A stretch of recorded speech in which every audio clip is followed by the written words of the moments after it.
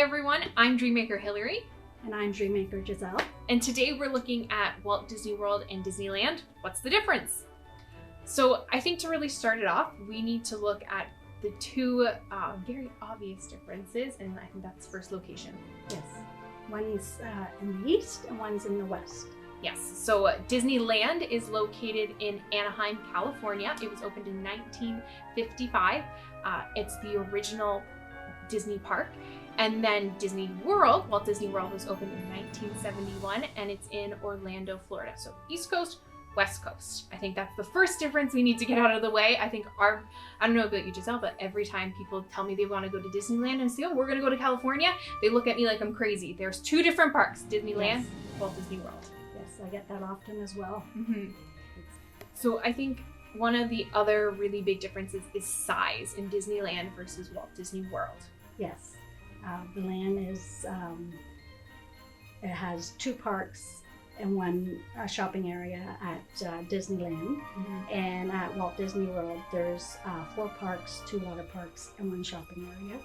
So it's pretty different size. Yeah. Wise. Yeah. Physically, you have Disneyland just has Disneyland and California Adventure, and then we have four full theme parks in Florida at Walt Disney World. Plus, oh my gosh, those 2 water parks, and it's quite a large space. And if you look at it too, at Walt Disney World, when you enter property, you are in a big space. You are in property. You have multiple hotels around you. You drive in, and you are surrounded by everything Disney.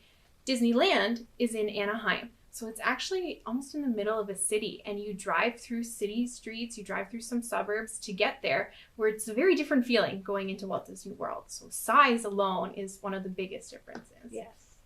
Yes. And I found when I went that it wasn't rushed to see everything. Yes. And do everything. It's so true. You went at your own pace, and everything's walking distance. Yes. So it was amazing. Yeah. And so Disney World is amazing as well, but there's differences in the two. So let's talk about the transportation options and the differences there. So we have, you said, walking distance for Disneyland. So when you enter into the main Esplanade for Disneyland, the 2 park entrances are right there. Yes. So you have Disneyland on one side and California Adventure to the other. You can literally walk across to each park if you need to. Park hopping is a whole different level there. And whereas Disney World, like the transportation options there, what are they like? Yes. Well, there's from the buses to the boats to the monorail, and soon they'll have the Skyliner. Yeah. So that's going to be a very new adventure. It's almost like a ride going to the park.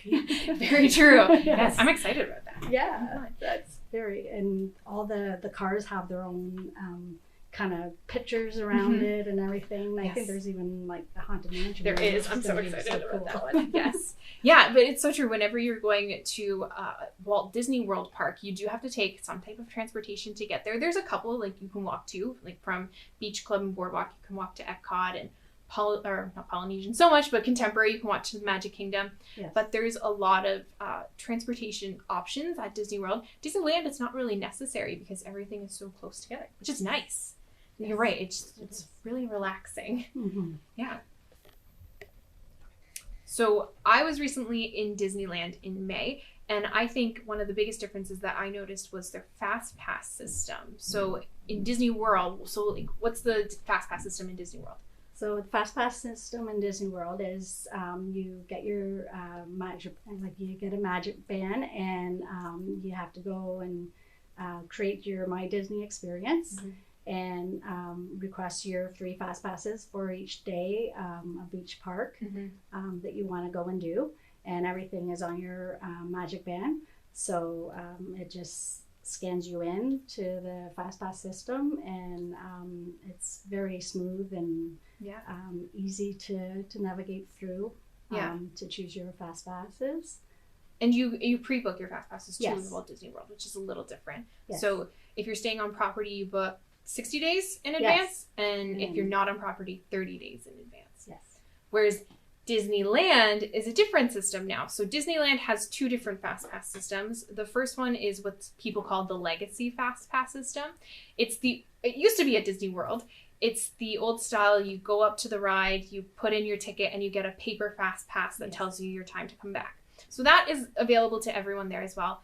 But they have a newer system, which is called Max Pass. So Max Pass you actually pay for. So you pay $15 a day per person at the moment. And when you enter the park is when you purchase that Max Pass and you use it on your phone. So similar to with your My Disney Experience account, what you do at Disney World, once you've paid for the Max Pass, you can pre-book a Fast Pass for you and it gives you your time. And then you go up and you use your phone.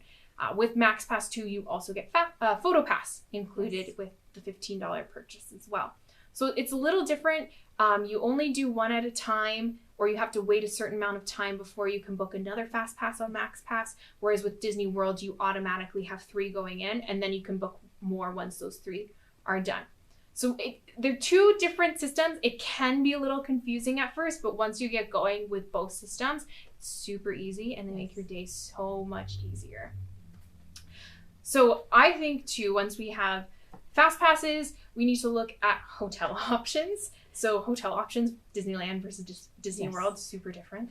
Disneyland has 3 hotels. The main ones are Grand California and the Disneyland Hotel.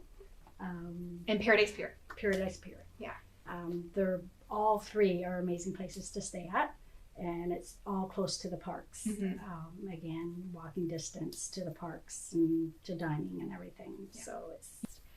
Whereas then if you look at Walt Disney World, there are 25 hotels currently. I say currently because there's several that are opening within the next year or so. We have like Riviera coming up in December. I think it's called the Reflections. Yes. So a few new, so it's always growing.